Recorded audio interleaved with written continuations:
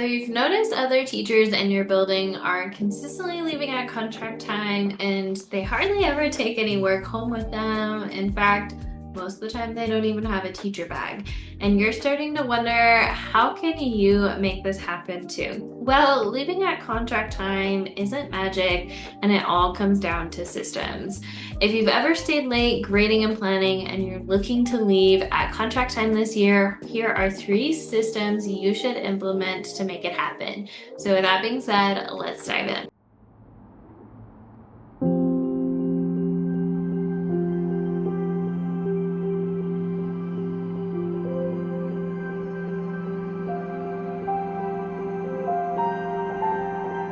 Before I tell you the 3 systems you're going to need in order to leave at contract time, I want to dive in a little bit to my personal story on leaving consistently at contract time. So for those of you that may not know me, hi, my name's Helena. I'm the creator of The Present Teacher, and about 8 years ago now, I was in my first year of teaching and I reached burnout. So when I first started teaching, I was the teacher who was consistently staying late and coming in early. I would come into work about 5 a.m. and I wouldn't leave till about 6 p.m.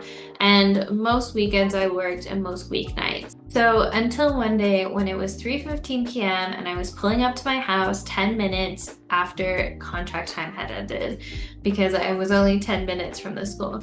I burst into tears because for the first time an entire week I had gone and I didn't stay late once. And I wasn't behind either. What it looked like for me is I had the next week planned and prepped, ready to go, and I had enough time and space to make adjustments and look at areas I needed to reteach as needed. My grades were caught up. I had graded everything from that week already and gave it back to my students. No more huge piles of papers to grade before report cards are due.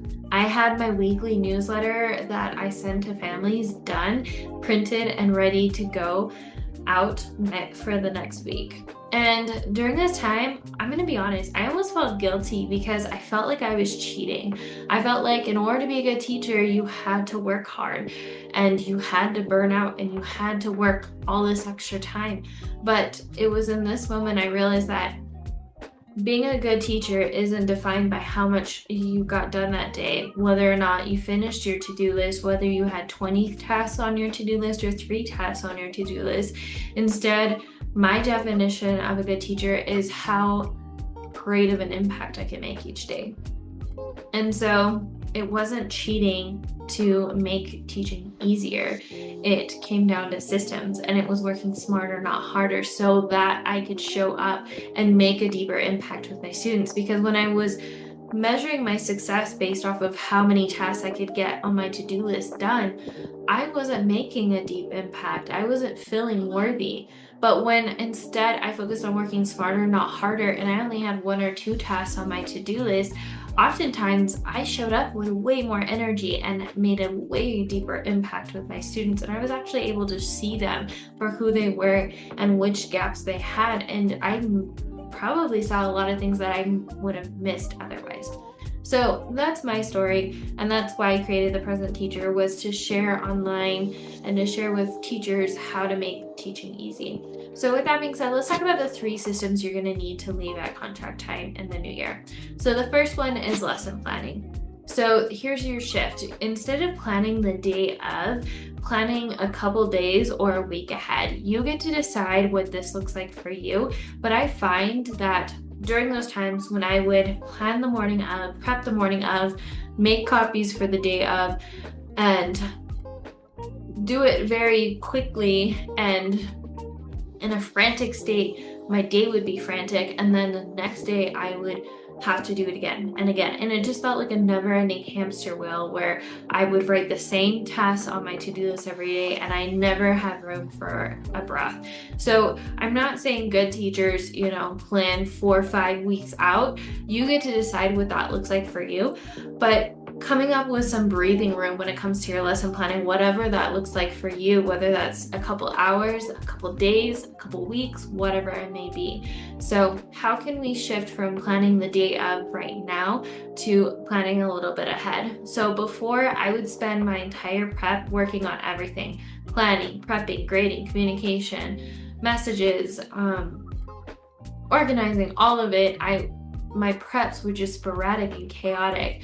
But then I decided that I'm gonna pick one day a week where I'm gonna focus on lesson planning. So for me, that was Mondays. Mondays were the days that I focused solely on lesson planning during my prep.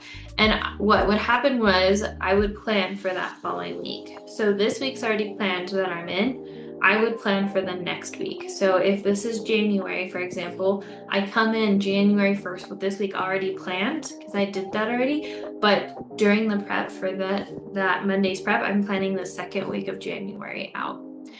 So when you do this, it makes it so you have some buffer in between and you can kind of tweak as you go. So the actionable step here is to set some time this week where you can batch plan instead of planning the day of. The second system you're going to want to look at if you want to leave at contract time this year is to look at your prepping.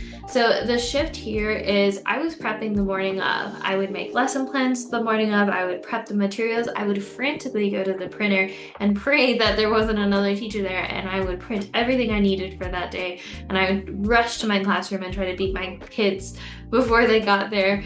And I would come in frantic trying to set everything up before they walked in the door. And the shift was I went from that to now prepping, a couple days, a couple weeks, whatever it looked like for me ahead. So I had that breather room. I was no longer on that hamster wheel. I had everything ready to go. Now, I'm not saying that there weren't times that materials that I prepped I had to tweak. There were materials that I had to add, take away, whatever it may be. But to me, it was worth having that little buffer to breathe versus prepping the day of.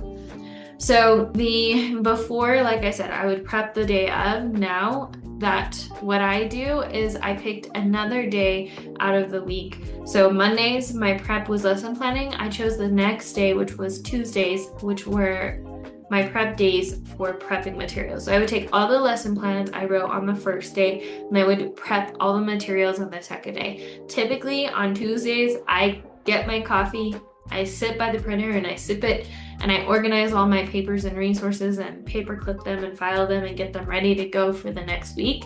And that's how I spend my prep on Tuesdays. And it's way more relaxed and chill of a prep instead of going the morning of, frantically hoping no one's using the printer, printing everything I need that day, trying to get it ready before my students need it that day, putting it somewhere on my desk so I lose it. So actionable step for this is to set some time this week where you can batch prep instead of prepping the morning of. Prep a set amount of days or a set amount of class periods at a time instead of one at a time. The third area that you're going to want to work on in regards to systems is communication. So the shift here is I would spend every prep morning and afternoon before and after school responding to families, catching up on emails, responding to admin. Before, I was constantly behind on emails and my inbox would have dozens of unread emails and it felt like I was always trying to catch up. Now, I created a weekly newsletter where I tell families what to expect in the coming week. I tweak the Friday before and then I print it and prep it for Monday to send out. And in the first 15 minutes when I come in, I check my email and I get it down to 0. And then same thing, when I leave at the end of the day, I check my email and I make sure my inbox is at 0. So no more having dozens and dozens of unread emails, falling behind on PD. I have a system set in place that makes communication easy. And it's way more relaxed responding to families and admin now because I'm staying on top of it instead of getting overwhelmed. The actionable step here is to come up with a routine where you check your emails a couple times a day in short increments instead of dedicating every prep time to it.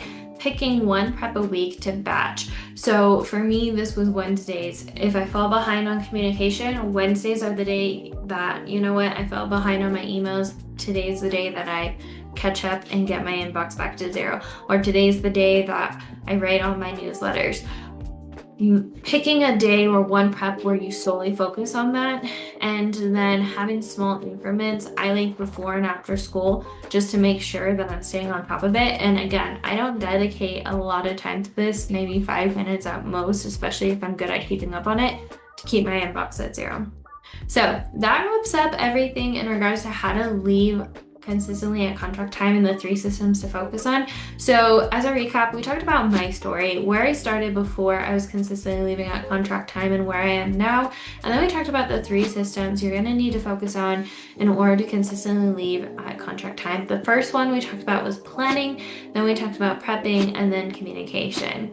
If you found this week's content helpful, I would really appreciate it if you could like and subscribe and share it with the teacher who you feel needs this content. I would really appreciate it if we could get the word out to more teachers. And I would love if you could send me a DM. What was your favorite tip from this week's content? Let me know or put it in the comments. If you want more resources in regards to leaving at contract time, I have a couple different places you can go. The first one is I'm creating a book called That New Teacher Next Door.